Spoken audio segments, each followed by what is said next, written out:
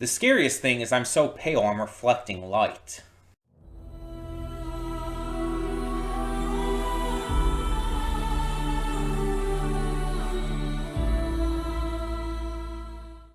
Hey everyone, welcome to Prince of the Gay. I'm your host Connie, and today we are here with the third episode of was called Pet Shop of Horrors. This has been a really interesting series on the channel because the first episode we reacted to in August of last year. The second episode was like in May of this year, and now the third episode is October of this year. So it's not as big of a jump between episodes 2 and 3 as it was between 1 and 2, because there's like 9 months between episodes 1 and 2, and then only 5 between 2 and 3. But it's still quite a big jump. And it's the way I've decided to do this series, because we're doing this series as kind of like this occasional thing, like almost like a YouTube reaction situation. And that's why this is being done as a YouTube reaction today. But because of that, it's like they come out pretty rarely. And I think part of the reason for that is also because it is a full episode each time, a full-length anime episode. So yeah, I want to kind of apologize to Isabella for that, you being the donator for this series. I think there's only 4 episodes, so it's like after this, we only have one more to get to. I'm not going to even try to promise when that will be, but yeah. So, last time was the girl who turned into the mermaid or something like that, I believe. I'm trying to remember. It's been like 5 months. I have I can check the thumbnails. I have the videos up here. Yeah, the first one was the girl who like couldn't be fed after midnight or something. She's basically a gremlin, but she turned into like a rabbit or something. Um, and the second one was like the mermaid thing, I believe. Yeah, I even titled the video "The Little Death Maid." Just very silly. But yeah, that's kind of like the tone of these of this series and everything. Obviously, Pet Shop of Horrors. It's this anthology series of like just little scary stories, basically that seem to have like some sort of message to them, some sort of like moral, you could say. And I'm definitely interested to see, I guess, the next couple of these to see what other kind of stories they can give us. I felt like this would be a good one to bring back for this month too, considering, October, Halloween, spooky. It just felt right. I don't know, like I said, what to expect, but I'm very curious, and I'm hoping that it ends up being pretty good because the first 2 were pretty good.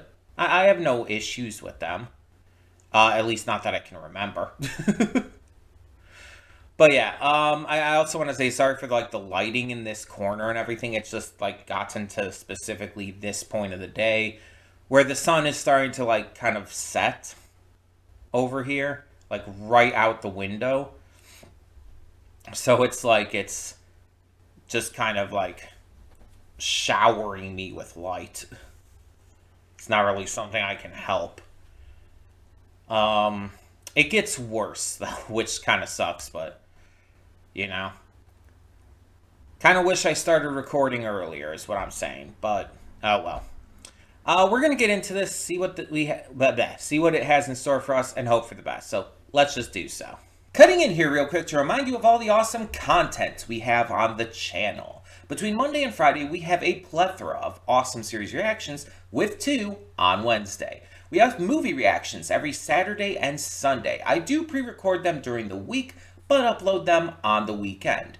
And we have gaming content over on the Princess of Gaming channel. We have Baldur's Gate 3 every single day, Horizon Forbidden West every Monday, Tuesday, Thursday, and Friday, Beyond Two Souls on Wednesdays and Sundays, and Poppy Playtime every Saturday. And don't forget to click that link in the description to follow it to today's reaction. I do redirect everything on the channel just due to copyright. And on top of that, don't forget to click the subscribe button to subscribe to the channel and the like button to help support. It means a lot, and I thank you so much for tuning in. That being said, let's get to today's reaction. And we are back, and we'll begin with spoilers in 3, 2, 1, now. So, there's not really much of a moral to this one exactly. It's more along the lines of, there is a message, a theme, but I wouldn't call it a moral.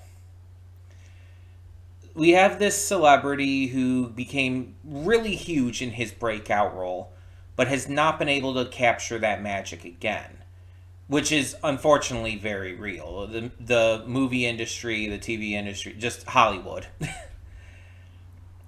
is really harsh and like unforgivably and unfairly so. He ends up trying and trying over and over to get these roles, and through it ends up building this obsession with lizards as well. His wife leaves him, which I guess gives him the opportunity for more of his hobby. But through this and through Count D, he ends up finding this Medusa lizard, which I think is a real type of lizard. Let me look that up real quick. I think there are actually like lizards called Medusas. Give me a second here.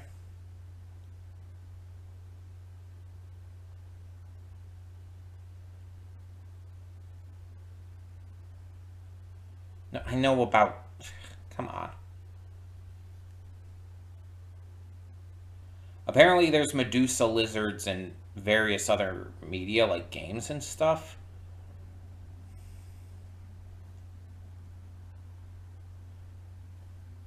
Okay, hold on. Here's one. I'm like finding very little here, but...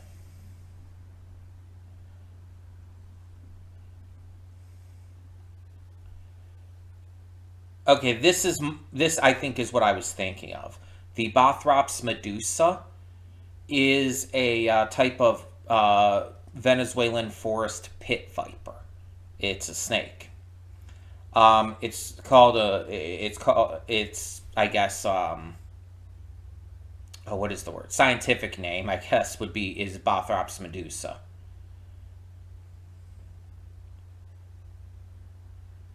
It's actually endangered, which actually would actually fit with this. But yeah, it's a pit viper. It's not like whatever kind of lizard it was shown in here. So it's not the same thing, I guess. But anyway, so yeah, this Medusa is like snake lower body, but like upper body of a woman and everything. And after buying her, the movie star and her kind of fall in love and form this relationship, and it seems like genuine, as weird as it might be to some people. Meanwhile, he's gaining more confidence. Like his relationship with her is actually rebuilding his confidence and rebuilding his energy. So he tries out again for another role, with help from his manager, and it's bound to be like a really big role, and he ends up getting in the final two, competing against this singer, who's, I guess, getting into the acting scene. Unfortunately, the singer's like, what was it? Hold on, let me check here. Give me just a second. I'm muting it so you won't hear, but it's like, I thought it said like something like the singer's girlfriend or something. The manager said something about it. I want to make sure I get Heimer, who was the other guy, the singer, his manager. That's who the woman he was shown with was. It was his manager, not his girlfriend. His manager was the producer's lover. So he was being managed by someone who was already had an in and everything. So he was basically guaranteed the role just because of what amounts to his nepotism. So our movie star didn't really have a chance. He was basically never going to get a chance. And although he acted nicer about it, like around his manager, when he got home, he was a mess. He basically became suicidal. He basically became suicidal because it's like this was his last chance. He finally had that confidence again, and his hopes were dashed. And so he wanted to go out seeing his snake wife's eyes. Um, and she tried to refuse because she didn't want to kill him. And he knew that's what would happen. That's what he was going for. She finally relented, and yeah, he died. He didn't turn to stone, though, so that was interesting. It kind of implied he would turn to stone, but I guess that was just the legend. That was just a myth. In reality, he just dies. um, and because of his death, she was insanely upset by this. And so she used the compact, the makeup compact, to commit suicide herself by looking at her own eyes. And she turned into the small white lizard that was draped around his neck, his dead body's neck and everything. So, like, this one, from what I could tell, seems to have, like, themes of, like, self-worth and putting all of your self-worth in one thing and how that can ruin you. Because the actor put all of his self-worth into his career. Everything was built on that, and everything started to crumble to the point where his hobby, the one thing that he actually really was starting to enjoy, was being threatened. So then he finds this snake woman from Count D, and then he starts putting all of his self-worth into her. But once he gets this opportunity for a job, it's like everything. He's putting every single thing he has once again into that. So eventually when he fails at getting that, it just crushes him to the point where he just wants to die.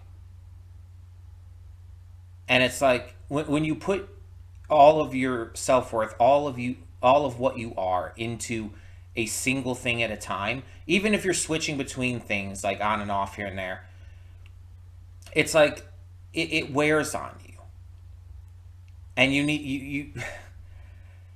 need to be able to differentiate your interests and where you like find your self-worth in, because otherwise it's like if something happens, if something goes wrong with that one thing, it's going to leave like huge mental scars on you that may not be able to be recovered from. It's troublesome, and honestly this could have been expressed a little better in how it was handled here. But the message is definitely there. And there might even be other messages I'm not seeing, which is very possible, but it really sucks. It really sucks that he put everything into those few things one at a time, and it caused him such immense depression that he just wanted to die. I've talked about many times on the channel about how I've gone through depression and everything myself, and how I've been suicidal. And it's harsh, and it's hard to live with. And it's not something that anyone should have to live with, but a lot of people unfortunately do. It's just a really fucked up world that drives people into these hopeless situations. And usually in a lot of these stories, the thing like the interest in the reptiles would actually be something that would help him. A lot of stories would have that be like this saving grace for him. It's like, oh, he finds hope and love and everything in these reptiles, and that helps him deal with overcoming his depression. But it doesn't always work like that. In reality, sometimes it's so harsh that even with a hobby like that, even with something he cares for, it might not snap him out of that funk. In the end, especially with the fact that he would have had to sell all of his reptiles just to survive, he chose to die literally in the embrace of one of them. He chose to die rather than to give them up and have to live through that. He didn't want to have to live through giving up the one thing that was, giving meaning and hope and happiness to his life. And there's a certain irony there, of course, of choosing to die for the one thing that was making you want to live in the first place. But it's just, yeah, that's about right, actually. It's a really dark thing, and it's very emotionally heavy. But it's also, like, for all the fantastical elements, it's very real. And I think that's probably what is good about this episode. And I don't know if I would say it's the best episode of the 3 so far. It definitely has appeals to it. As a fan of reptiles myself. Not necessarily to that degree. Mind you, it's not like he went to a really creepy level with it. He wasn't fucking the snake lady, from what we could tell. There was no implication of that. It didn't get to weird levels, but yeah, it's like I just like lizards and snakes and stuff. I just think they're cute. And I would never go to that level. That would definitely be really fucking weird. Of course, I would also never buy like something like that in the first place, like a snake lady. It's like, one, it would just really ick me out because it would feel like, oh, you're purchasing what is essentially a person. It's like that's not okay. That doesn't feel okay to me. Even if it is more reptile than person, which, I mean, honestly, it seemed pretty 50-50. But even if it were more reptile than person, it's like I still would find a lot of ickiness with that. It's just a situation I don't really want to think about. I would never put myself in that kind of situation. But yeah, it wasn't scary, but it was definitely something interesting. And I enjoyed the kind of like interesting commentary you could get from it regarding self-worth and livelihood and all that. But I would love to hear what you think. So tell me in the comments below, what are your thoughts on episode 3? And I hope we can get to episode 4 a lot quicker. Hopefully by the end of the year. I'm not going to promise anything, but that is my hope. That being said, thank you so much for tuning in. For now, I'm Connie and I'm signing off. See y'all next time.